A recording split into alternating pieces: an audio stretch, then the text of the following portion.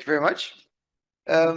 So this session is about collaboration, and on the one hand, we had a beautiful start with funding that we got from ZonMW, starting with this trajectory, where we as people in the academia are completely naive and unexperienced in that sense. So we also had a adventure and search for partners that could help us bring this further. And I think that, yeah, with this conference and also with all the partners that are here now, we are in a better situation than we were when we started this project. So I think we have learned a lot, and there's also a lot to learn to others who start such projects, I believe. So yeah, let's also use this conference and learnings to motivate others. So this will be about pentoxifylline, where it is a neonatal setting, so neonatology, and mostly in this case, as you see in the graph, prematurity is related to high mortality and high morbidity. You see on the x-axis gestational age, and on the y-axis the percentage of, in this case, survival, where you see that low gestational age is related to a low survival, and it increases with gestational age, but still there is a high risk for developmental disabilities, even though they survive. So there's a lot to gain here for the long-term quality of life for these patients. So that high mortality and high morbidity, the number one cause of death in neonatology is sepsis. And that's what I'm going to be talking about, in this case, late onset sepsis, which means sepsis that is started more than 72 hours after birth. And as for almost all drugs that we use in neonatology, it starts with an indication of or a drug that is available or made available for adults or older infants, but usually adults, where we need to bring that to a repurposing use in the neonatal setting, and even crossing the use in older infants. For example, in this case, because pentoxifylline has not been used for older infants, and that's what I'm going to be talking about now. It is registered as a xanthine derivative for severe peripheral artery diseases in adults, so usually intermittent claudication. In the Netherlands, only available as a 400 milligram tablet. I don't have to explain that that's not the way how we want to administer it to a preterm born infant that is only weighing 1,000 grams, for example. You cannot use that for 400 milligram tablets. So we do need, in that case, an intravenous formulation. And we found that available abroad, not available in the Netherlands, but abroad. So that was a way to get that in the Netherlands by importing the drug and using it in our case. And it concerns preterm born infants with a late onset sepsis, and we use it next to antibiotics. So what is pentoxifylline? I already mentioned a xanthine derivative, and it lowers the blood viscosity, increasing erythrocyte flexibility. So that's also why it works for the vascular diseases in adults. On the other hand, it's also a phosphodiesterase inhibitor, and that's why it's also anti-inflammatory.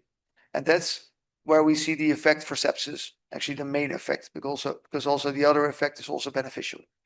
And it therewith increases the intracellular cyclic AMP levels, reducing TNF-alpha activity. And that brings us to the reduction of the extreme inflammatory pattern profile that happens in preterm born infants. And therewith the indication to use it for late onset sepsis. This started with Richard Lauterbach from Poland, who started using pentoxifylline in this preterm born infant population, and published about it in 1999.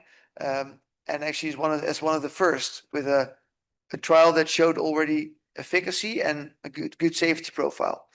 And nowadays there is a Cochrane review 2023 that mentions that there is low quality evidence in several trials, but there is a huge a need for better high quality trials that really prove the additional value and position of pentoxifylline in this population.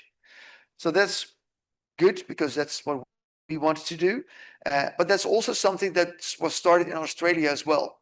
There was a group there that started using pentoxifylline in the dosage that Richard Lauterbach started with, but just started with as I started with a dose without doing a dose finding trial. So he used 30 milligrams per kilograms per day. And that's what the Australian group started comparing with placebo, which is, of course, a very strong research design. But in this case, there was a dosage that was not confirmed as being the optimal dosage compared with placebo. So it could have been that there is a better dosage that would be needed for the real good efficacy. And there was not really pharmacokinetic or pharmacodynamic data and evidence available yet. So when we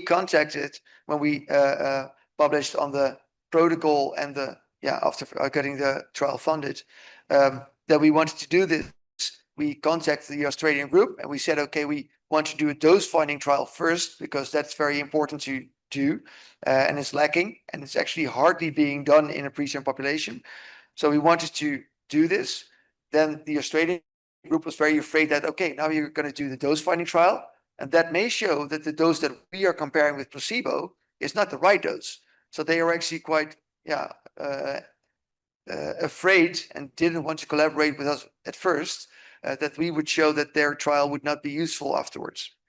So unfortunately, we can continue without them, but still, of course, they would show evidence afterwards. And our trial started with using the dosage that was used before, 30 milligrams per kilograms per day, which you can see here. And every 3 patients that we treated, we did an evaluation with an expert board to decide whether the treatment was adequate, effective, and safe, and the dosage needed to be increased or decreased for the next 3 patients. So that's what you see here, these dosage steps. And the evaluation of treatment was done on first the biochemical response, and that was done based on the CRP levels, which is a measure of inflammatory activity. So if the CRP decreased, we see that as an adequate treatment. And the clinical response was there a decrease, or at least what was there mortality? Was there organ failure?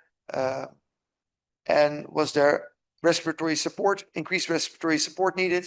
So that was also decided to come in the end to the decision to increase or decrease the dose, together with were there adverse events detected or not. So with doing that, we started with the 30 milligrams per kilogram per day, and we increased or decreased every 3 patients. So for here you see we increased the first steps all up to the maximum dosage, and after that we decreased again. So we included 30 patients, and we touched upon every dosage. And if you look at what was, of course, the ground or the basis for deciding to go up or down, the first we saw the black dots being ineffective. We said, okay, this is not effective yet, increase, not effective enough yet, increase, increase. After that, we needed to decide, because the next 3 patients were effective, to decrease. So this doesn't really bring us to the optimal dosage, because that's what you would like to find, that at some point you find sort of a trend that will give you the optimal dosage. And that was because the population that was included in our trial was very diverse. The postnatal age was a huge range, and also the disease, the condition of the patients. That is, of course, a risk of doing a trial like this in clinical practice. So in the end, we could say there's a high variability in the patient population, and the dosages were safe.